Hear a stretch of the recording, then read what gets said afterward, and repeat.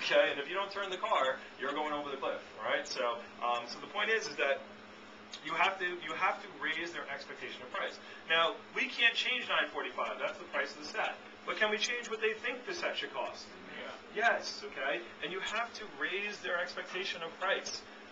Now, for example, should you use the word expensive during your presentation? No. Exactly wrong.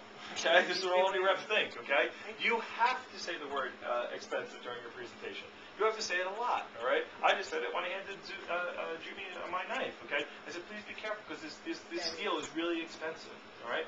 If you were going to sell Lamborghinis, and wouldn't you tell them that the interior leather is really expensive Italian imported leather? Yes, because you have to justify telling them the Lamborghini costs $500,000. So they have to know why does it cost $500,000, all right? So you tell them all this expensive stuff that's in it, all right? So it's the same thing with our product, all right? You have to say expensive. You have to tell them the stuff in this product is really expensive stuff. And therefore, you know, I used to go, Mrs. Jones, thermoresin, I got a thermoresin handle. Thermoresin handles this and that. It's stain resistant, surgical, this, non-porous, all this kind of stuff. Ms. Jones, you ever heard of the word thermoresin before? No. Okay. You know why, Ms. Jones? Because it's really expensive stuff. Okay. Like, oh. Okay. So, anyway, that's a bonus phrase. Okay. So let me give you the real phrase. All right, here's the phrase that you put into your too expensive killer page. Is this one right here? All right, this one here. This is the too expensive killer. All right, this is the features and benefits page. You have to do a better job on features and benefits. So here's the phrase that you say. It's really simple. Every time you finish a feature, okay, you have to throw this phrase in. Blank costs more and makes Cutco more expensive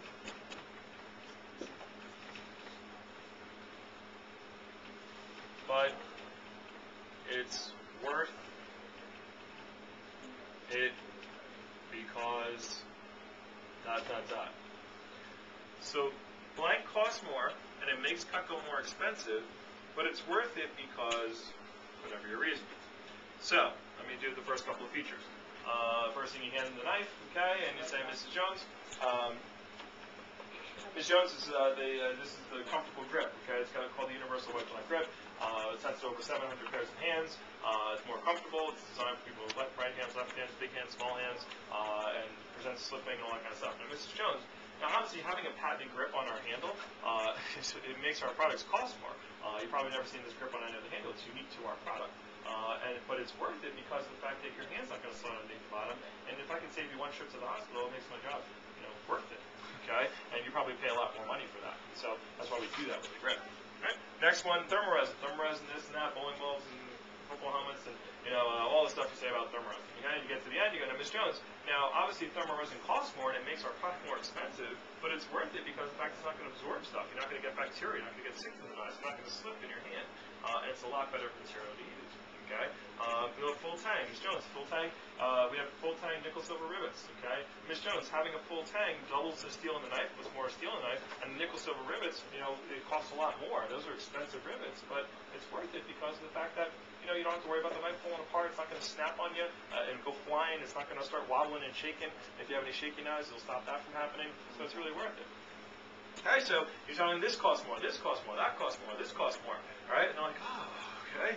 These knives are going to cost more, okay? And every time you say that, they go, okay, maybe it's $350 for the set, maybe it's $400 for the set, okay? And they keep raising their expectation of price. Now, let me give you the nail in the coffin, okay? Too expensive.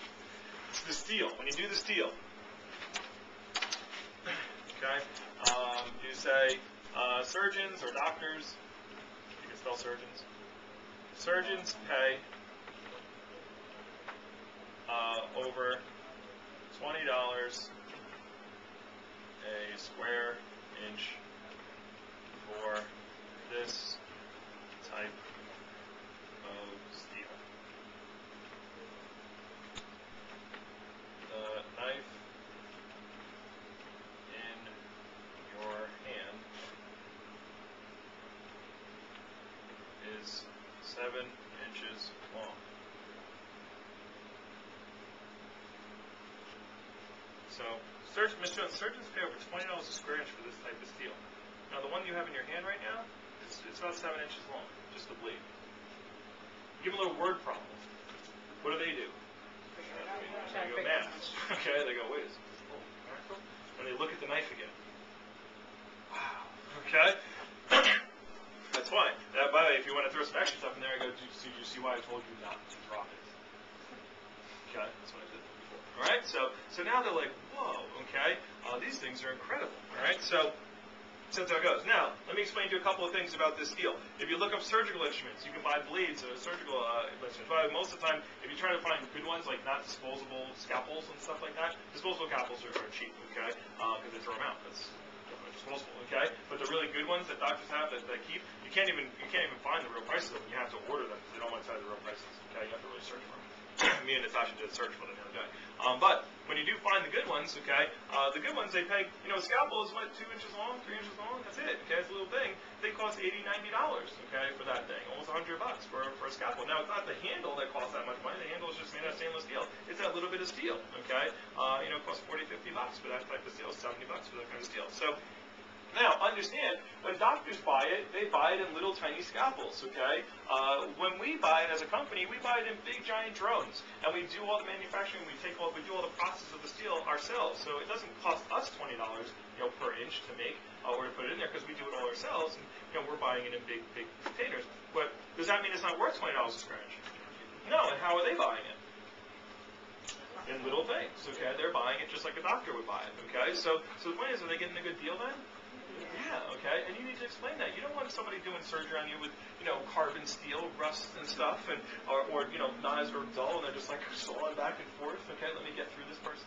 All right, so that's not good. All right, so the point is that explain that to your customers. All right, tell them, hey, this steel is amazing. All right, so by the way, now they think that the steel just costs $140, $150 a piece, and then you go, by the way, Ms. Jones, now the full tang and knife doubles the amount of steel, and then you just got finished telling them, thermal resin costs more, and double the edges cost more, and this costs more, and that costs more. By the way, when I do the double the edge and they cut the rope, I lean in, I go really quiet. Ms. Jones, you know why it cuts that way? And when you do that, guess what they do? They do the same thing. They whisper and they go, why? Okay? And I go, sometimes if I'm having fun, I'll look around. It's called the double D technology. Okay? Okay? Alright, and they get excited. Technology. Does the technology cost more? Yeah. Yeah, okay. Ms. Jones, it's called the double D technology. It's awesome. And I get excited about it. I go, Ms. Jones, so what it is, it's a straight edge knife, but what we did is we put the straight edge on an angle, so therefore it doesn't hit the plates of this, so we angled it up like this, and then we have another one up here, and there's another one down there, so the straight edges don't hit. I kind of do this with my hands, and I explain it to them, and so the food goes in between there, and then it slices like that, and it slices like that, and it slices straight down, and it cuts faster than anything else, and you probably never see this edge on anything else. That's why I love working with this company, because that edge, it's our edge. I mean, we're the only company who uses it. It's amazing. So now that costs a lot more, and it's really expensive to have that kind of edge on a knife. But Mrs. Jones, it's totally worth it because you don't have to sharpen your knives, and you don't have to dull them out, and you don't have to worry about ripping and tearing up your food. It's the straight edge cutting through stuff just on an angle. So isn't that awesome? Yeah. Right. So at this point, okay, now they're thinking each knife costs how much? $300, $400, $500 a piece, okay? And that's what they're thinking. Now, if they think each knife costs $300 and you show them a 10-piece set, okay, well, that's 10 times 3 is $3,000. When you get to the end, you go, Ms. Jones, twice the price, talking over $3,000 for a set of Cutco. They're like, yeah, that's what we thought. That's what they should be thinking, okay? And then you say, now it's $945, and they're like, oh my gosh. Deal. I'll get it. Okay? You have to bring up their expectation of price. You have to convey value to people. That's what you do as a representative. You're selling a product, so you have to let them understand why does it cost what it costs. Okay? And so again, if we put our products in stores, it would cost well more. Our homemaker set would be well more than $3,000. So you have to explain to them why. All right? And that's the objective of that part. So you do all this stuff, and too expensive goes right out the window. Okay? They should never say that again. All right, you just have to build up more value. So I gave you a whole bunch of phrases there. You got to do a better job on that page. All right, let's talk about this one. Not now. Think about it. I got to call. Can you call me back? I got to talk to my husband. I got to talk to my wife. I got to call Miss Cleo before I buy some. Okay, so.